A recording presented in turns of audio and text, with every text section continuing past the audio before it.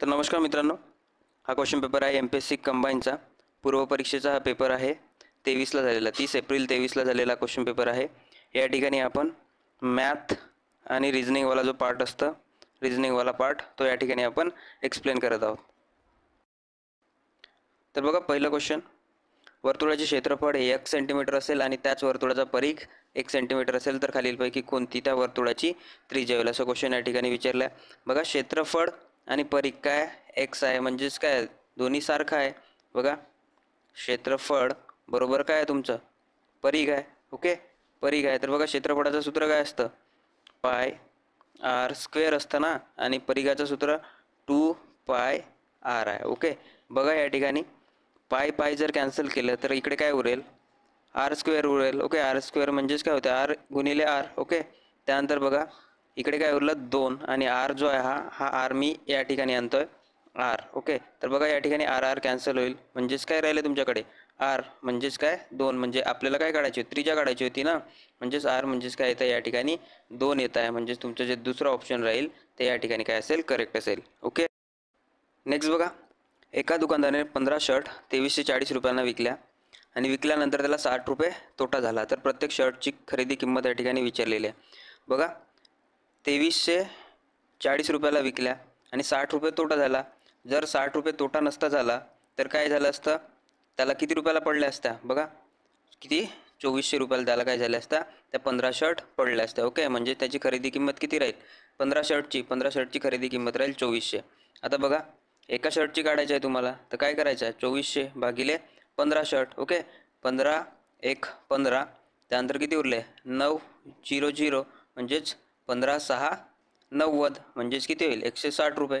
तर बघा एका शर्टची किंमत किती होईल 160। ओके, म्हणून तुमचं दुसरा ऑप्शन काय राहील या ठिकाणी करेक्ट असेल।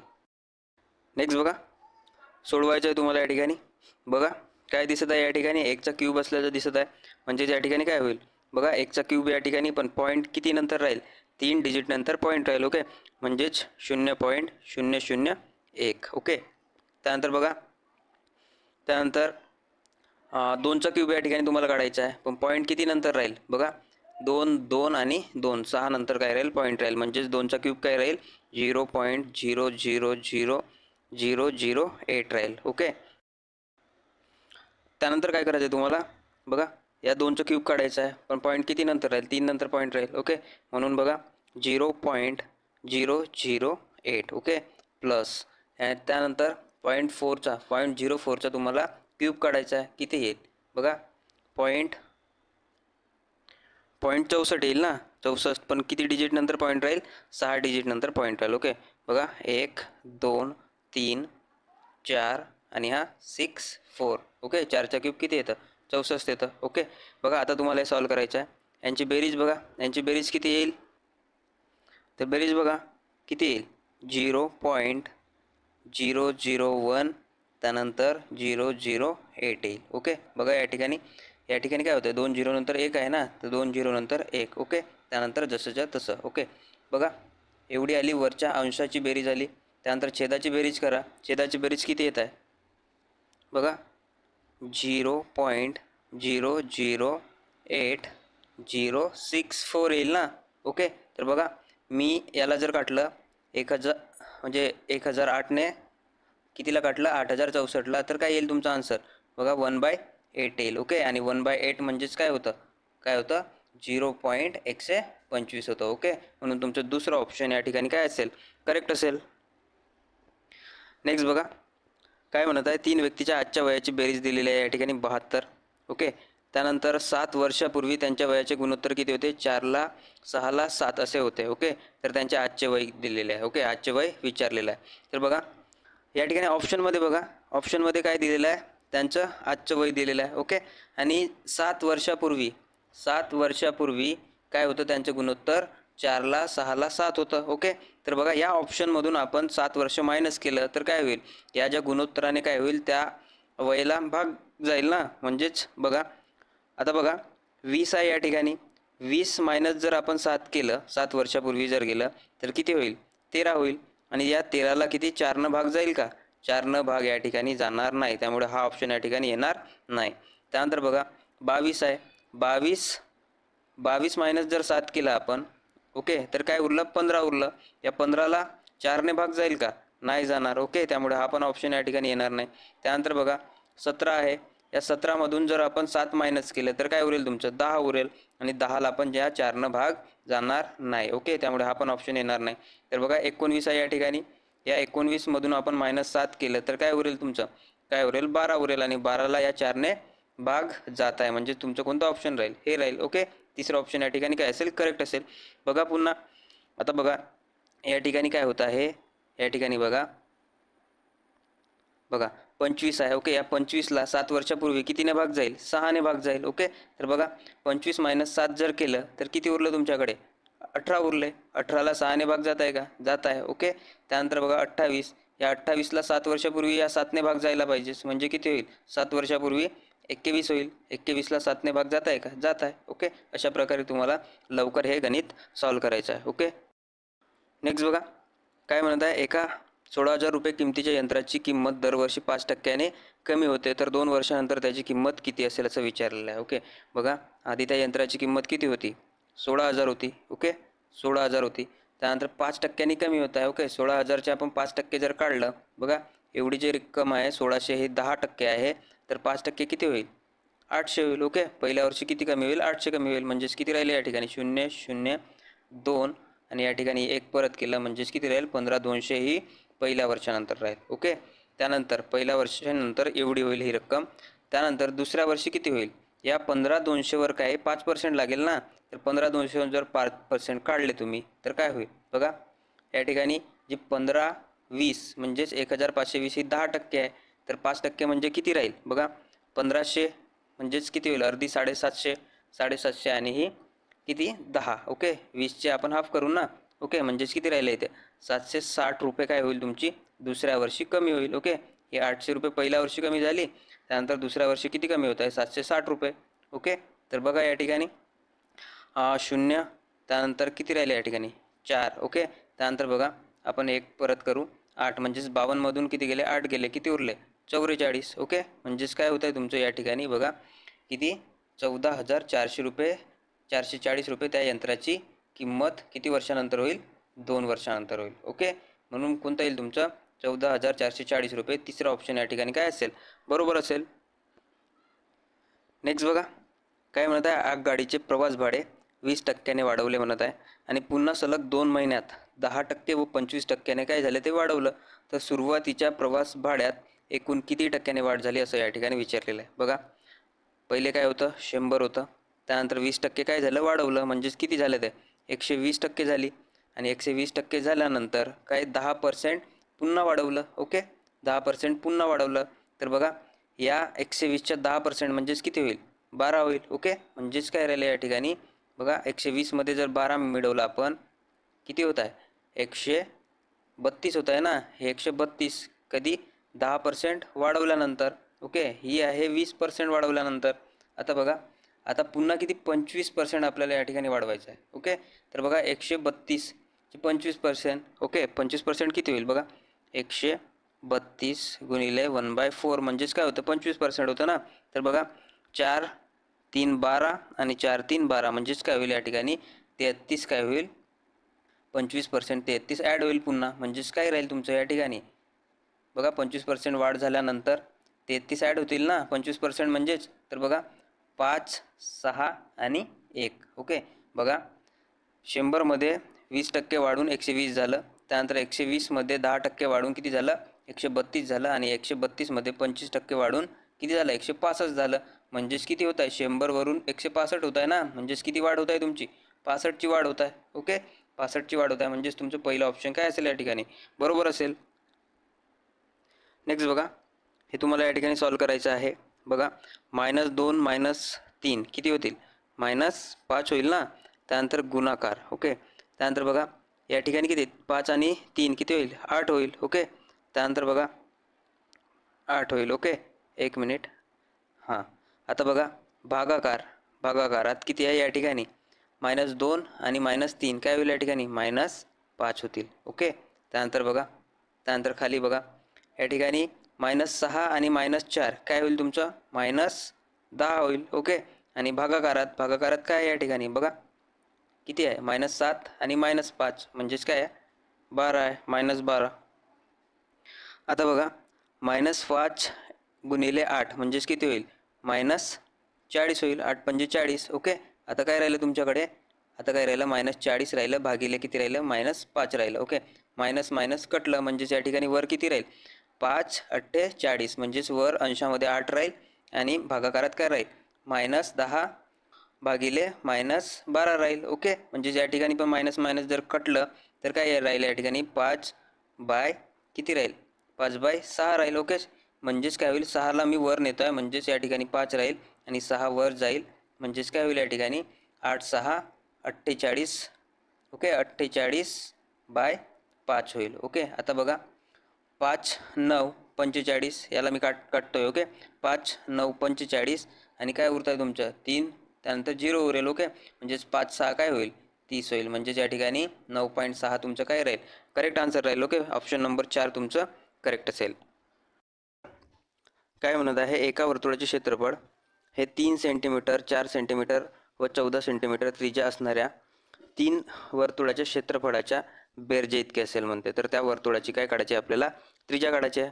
बघा एका वर्तुळाचे क्षेत्रफळ. ओके. बघा क्षेत्रफळाचं सूत्र काय आहे पाय आर स्क्वेअर आहे. ओके. आणि हे जे पाय आर स्क्वेअर आहे हे कशाच्या समान आहे या तिन्ही वर्तुळाच्या क्षेत्रफळाच्या बेरजे एवढा आहे. ओके. तर बघा यांचं क्षेत्रफळांची बेरीज करू आपण पाय आर स्क्वेअर. ओके. हा झाला पहिला. त्यानंतर दुसरं बघा पाय आर स्क्वेअर 4 स्क्वेअर. ओके. त्यानंतर बघा पाय आणि 12चा स्क्वेअर. ओके. बघा या वर्तुळाचे क्षेत्रफळ काय आहे या तिन्हींच्या बेरजेच्या इतकं आहे ना. ओके. तर बघा आता जर या ठिकाणी पाय कॉमन काढलं हे तिन्ही पाय कॉमन काढलं तर काय होईल पाय पाय कटेल. ओके. पाय पाय कटेल. त्यानंतर काय आता बघा या स्क्वेअरला जर मी काढलं ओके तर काय होईल ही जी संख्या आहेत या तिन्ही संख्या काय असतील रूटमध्ये जातील. ओके. या स्क्वेअरला काढल्यानंतर आता बघा काय उरलं तुमच्याकडे आर बरोबर 3चा स्क्वेअर 9. ओके. रूटमध्ये राहतील या संख्या 9. त्यानंतर 4चा स्क्वेअर 16. त्यानंतर 12चा स्क्वेअर 144. बघा आर बरोबर काय होईल तुमचं आर बरोबर 16 आणि 9 किती होईल 25 होईल आणि 25 आणि 144 किती होईल 169 होईल ना आणि रूटमध्ये. ओके. तर बघा याची व्हॅल्यू काय येईल 13 येईल ना 13. आर म्हणजेच काय भेटत आहे तुम्हाला 13 भेटत आहे. म्हणजेच जो मोठा वर्तुळ असेल त्या वर्तुळाची त्रिज्या काय असेल 13 असेल. ओके. आर बरोबर 13 म्हणजेच तुमचं तिसरं ऑप्शन या ठिकाणी काय असेल बरोबर असेल. ओके. नेक्स्ट बघा बुद्धिबळाच्या पटावर टोटल किती चौरस असतात हे या ठिकाणी विचारलेलं आहे. बघा जनरली जर आपण बघितलं तर 8/8चे किती चौकोन दिसतात आपल्याला किती दिसतात तर ते 64 दिसतात. ओके. बघा या ठिकाणी समजा हा एक चौकोन आहे. ओके. हा एक चौकोन आहे हा चौरस आहे. तर बघा या ठिकाणी दुसरा चौरस काय असू शकतं हा असा असू शकतो. ओके. ज्याच्या चारही बाजू काय राहतील सारख्या राहतील. पण बघा या ठिकाणी हा एक चौरस तुम्हाला मिळेल. त्यानंतर बघा इकडे अल्टरनेट कोणत्याही ठिकाणी तुम्हाला चौरस मिळू शकतं. ओके. कोणत्याही ठिकाणी तुम्हाला अल्टरनेट चौरस मिळू शकतं. तर या चौरसांची मोजणी कशी करायची तर बघा 1 2 3 4 5 6 7 आणि 8. त्यानंतर इकडे पण मोजा 1 2 3 4 5 6 7 आणि 8. ओके. बघा आपल्याला जेव्हा चौरस मोजायचे असतात चौरसांची संख्या काढायची असते तेव्हा काय करतो आपण यांचा जो गुणाकार असतो यांचा गुणाकार आपण या गुणाकारांची बेरीज करत असतो. ओके. या गुणाकारांची बेरीज केल्यानंतर आपल्याला जी संख्या मिळेल ती संख्या काय राहील टोटल त्या चौरसांची संख्या राहील. ओके. म्हणजेच त्यांच्या बाजू कशा राहतील सारख्या राहतील. ओके. तर बघा 1 आणि 1चं गुणाकार जर केलं तर किती भेटते तुम्हाला 1 मिळेल. त्यानंतर 2 आणि 2चं गुणाकार केलं तर किती मिळेल 4. त्यानंतर 3 आणि 3 6. त्यानंतर किती होईल 3 आणि 3 9 होईल. ओके. 3 आणि 3 9. त्यानंतर 16 मिळेल प्लस किती होईल 25 होईल. त्यानंतर 36 होईल. ओके. त्यानंतर 49 आणि प्लस किती होईल तुमचं 64. 8 गुणिले 8 किती होईल 64 होईल. ओके. या सर्वांची तुम्हाला बेरीज करायची आहे. ओके. आणि बेरीज केल्यानंतर काय मिळेल तुम्हाला किती मिळेल तर ती संख्या आहे 204. म्हणजेच या ठिकाणी टोटल चौरसांची संख्या किती असेल 204 असतील. ओके. या सर्वांची बेरीज करायची आहे. बघा एकदा आपण काय केलं यांना डिनोट केलं एक एक त्यानंतर काय केलं आपण यांचं काय केलं, गुणाकार केलं. ओके, प्रत्येकांचं 6 गुणिले 6, 5 गुणिले 5, 4 गुणिले 4.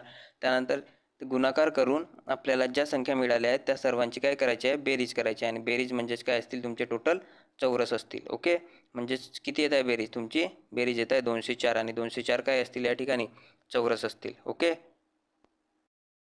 नेक्स्ट बघा, चुकीचं पद तुम्हाला या ठिकाणी ओळखायचं आहे. बघा, 15 आणि 21 यामध्ये जर फरक घेतला आपण तर कितीचा फरक आहे, +6चा फरक आहे. देन 21 आणि 24 यामध्ये कितीचा फरक आहे, यामध्ये आहे +3चा फरक आहे. 24 आणि 30 यामध्ये कितीचा फरक आहे, +6चा फरक आहे. त्यानंतर बघा 30 आणि 32 यामध्ये कितीचा फरक आहे, +2चा. त्यानंतर 32 आणि 39 +7 आणि इकडे +12. ओके, तर बघा आता जर ओव्हरऑल बघितलं आपण तर काय दिसत आहे तुम्हाला, 6 3 6. ओके, या ठिकाणी पण 3 ठेवून बघा. आता या ठिकाणी जर तुम्ही 3 ठेवले तर काय होईल, 32च्या ठिकाणी तुम्हाला काय लिहावं लागेल, 33 लिहावं लागेल. 33 नंतर बघा ट्रेंड फॉलो होतोय का, तर बघा काय येईल, 3 नंतर 6 यायला पाहिजे, इथं काय होईल 6 येईल. आणि काय होत आहे, 3 नंतर 6 म्हणजेच 33 नंतर 6 काय येत आहे तुमचा, 39 येत आहे ना, म्हणजेच काय ट्रेंड तुमचं फॉलो होत आहे. पण या ठिकाणी बघा, या ठिकाणी 51 हे जे पद आहे, आयोगाने कोणतं लॉजिक लावून या ठिकाणी ठेवलं ते माहिती नाही. पण या ठिकाणी काय केलं आहे आयोगानं, हे जे 32 आन्सर आहे, 32 काय दिलं, बरोबर दिलं. ओके, तर बघा आपलं ट्रेंड फॉलो होत आहे 6 3 6 3 6चा. जर या ट्रेंडनं तुम्ही या लॉजिकनं जर गेल्या तर तुमचं चुकीचं पद काय होईल, या ठिकाणी 32 होईल. आणि चौथा ऑप्शन तुमचं काय असेल, करेक्ट असेल. आणि आयोगाने पण हा क्वेश्चन काय दिला आहे, करेक्ट केला आहे, कॅन्सल केलेला नाही आहे. ओके, नेक्स्ट बघा, विधाने आणि अनुमाने आहेत. बघा पहिलं विधान, सर्व शिक्षक काय आहेत, कलाकार आहेत. बघा सर्व शिक्षक काय आहेत, कलाकार आहेत.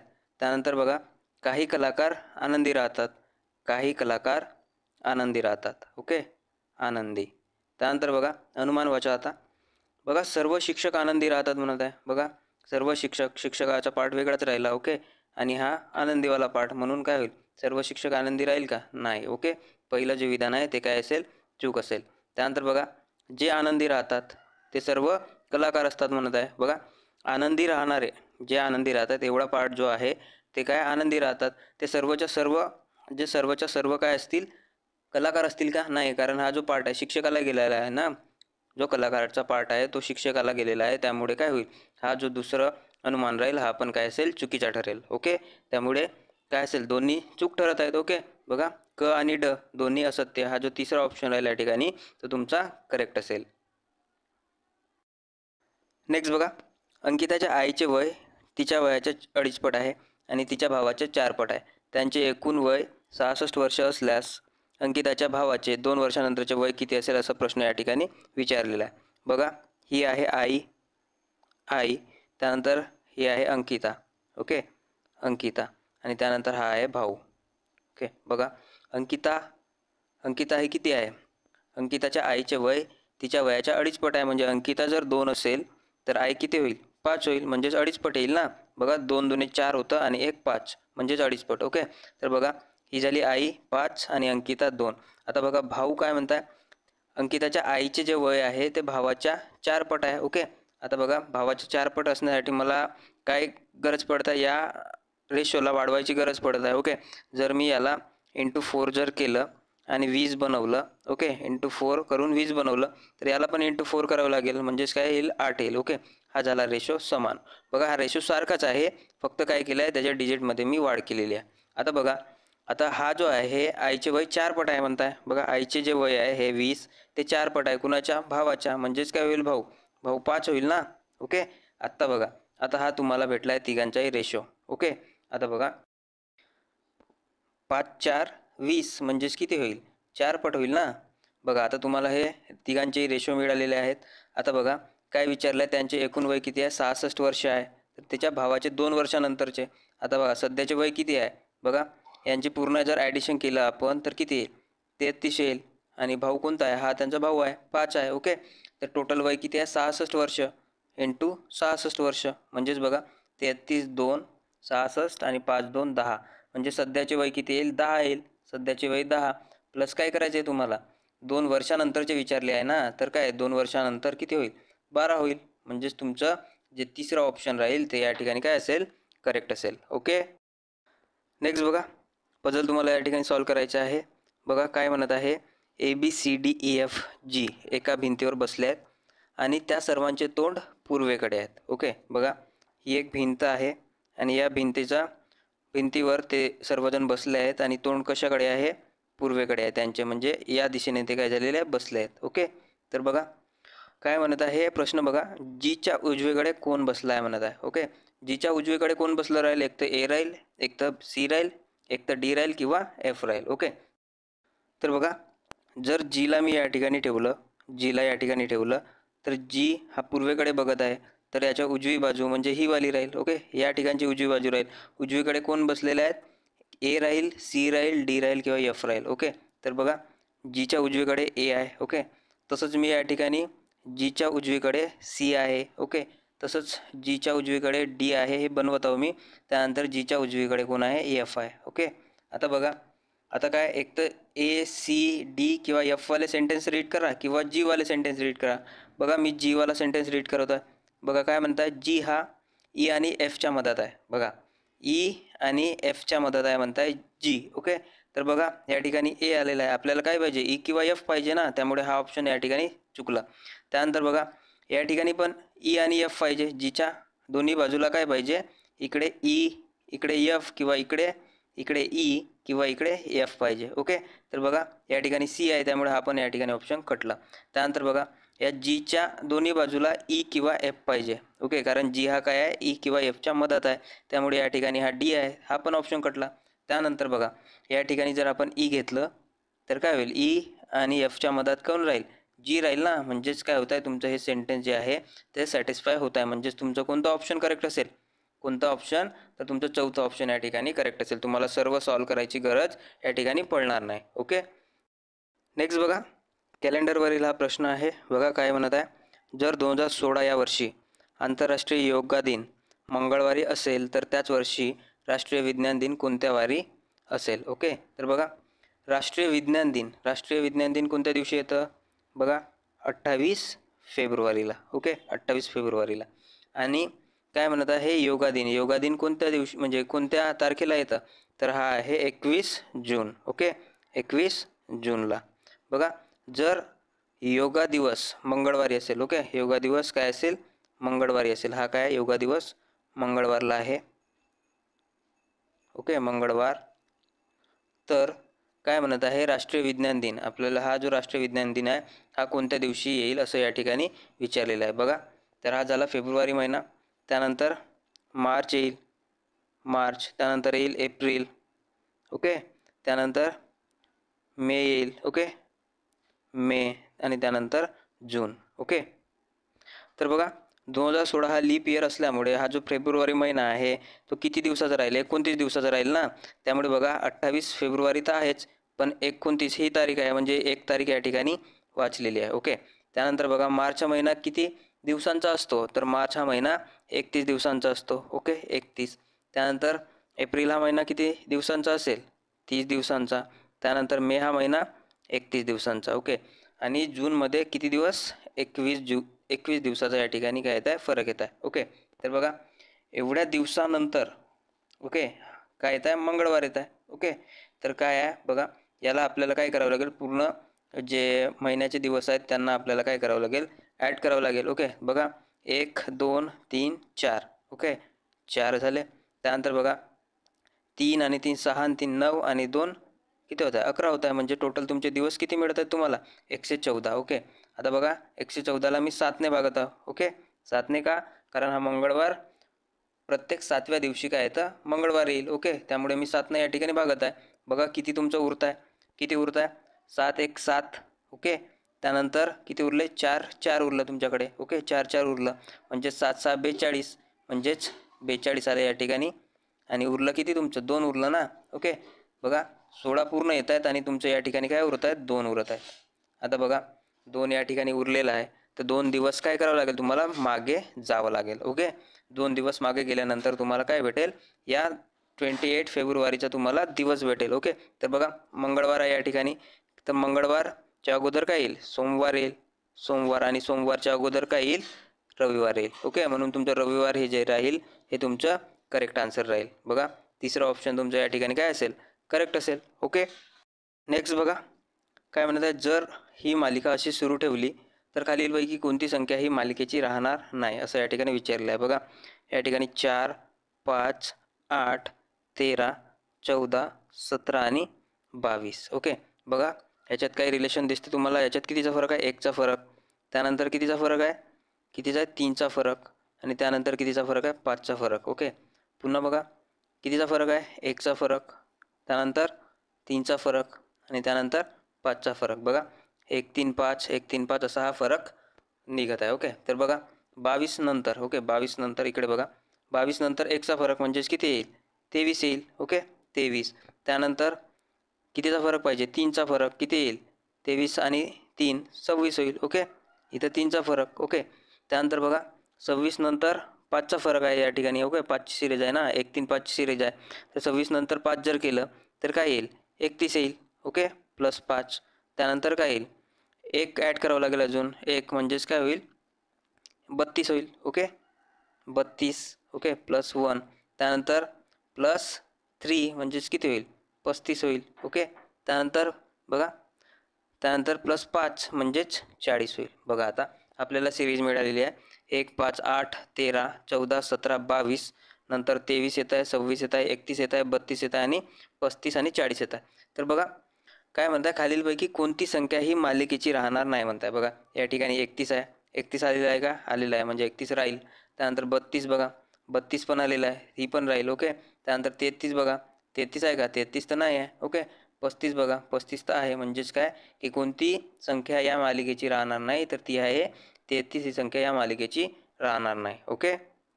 म्हणून तुमचं तिसरं ऑप्शन जे राहील ते या ठिकाणी करेक्ट असेल.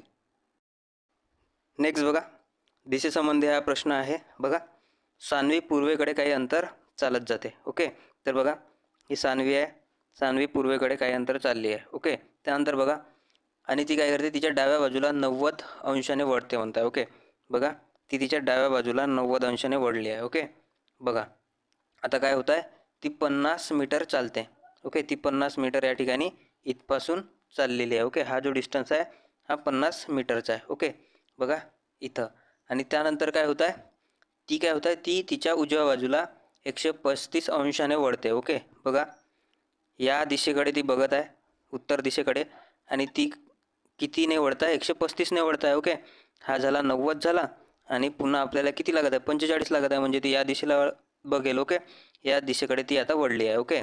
वळल्यानंतर ती किती चालते, 15 मीटर चालत आहे. ओके.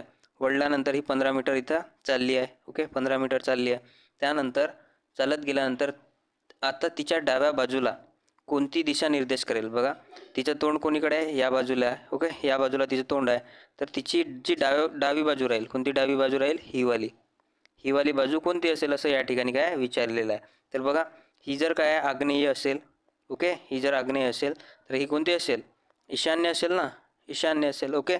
म्हणून तुमचं जे पहिलं ऑप्शन जे राहील ते काय राहील, करेक्ट राहील. ओके. नेक्स्ट बघा शेवटचं, खाली वेन आकृती आणि 3 शब्दाचे पर्याय दिलेले आहेत.